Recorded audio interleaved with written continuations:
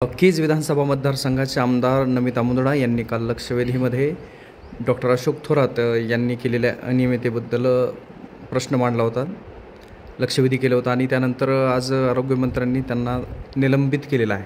त्याबद्दल तुमची काय प्रतिक्रिया आहे? सगळ्यात महत्त्वाचं की सन्माननीय आपल्या केजच्या अनुसूचित जातीच्या आमदार जे की SC कॅटेगरीमधून प्रत्येक वेळेस आरक्षणाचा लाभ घेऊन निवडून जातात,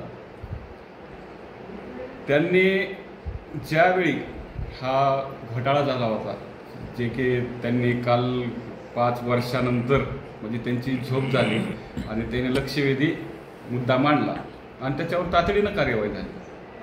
आमचं म्हणणं आहे की ताई त्याही वेळी आमदार होत्या, मग त्यावेळेस त्यांनी ती लक्षवेधी का मांडली नाही.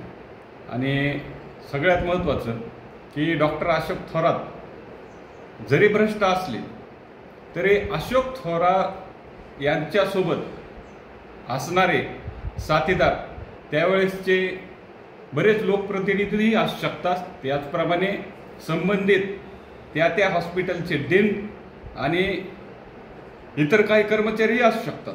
मग कार्यवाही करताना तुम्ही फक्त अशोक थोरातावर का कारवाई केली?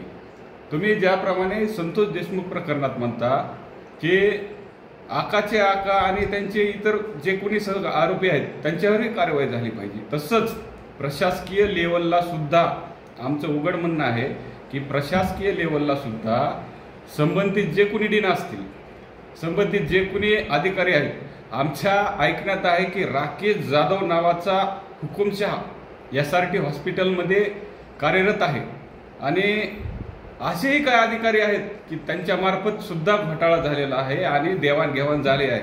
अशोक थोरात सर एवढं 150 कोटी एकटे गडप करू शकत नाहीत, कारण व्यवस्था ही साखळीनं चालणारी असते. एखादा घोटाळा करायचा असेल तर फक्त एक अधिकारी त्याच्यामध्ये समाविष्ट नसते, ती पूर्ण जी साखळी आहे त्या साखळीवर पण कारवाई झाली पाहिजे, एवढी विनंती आहे.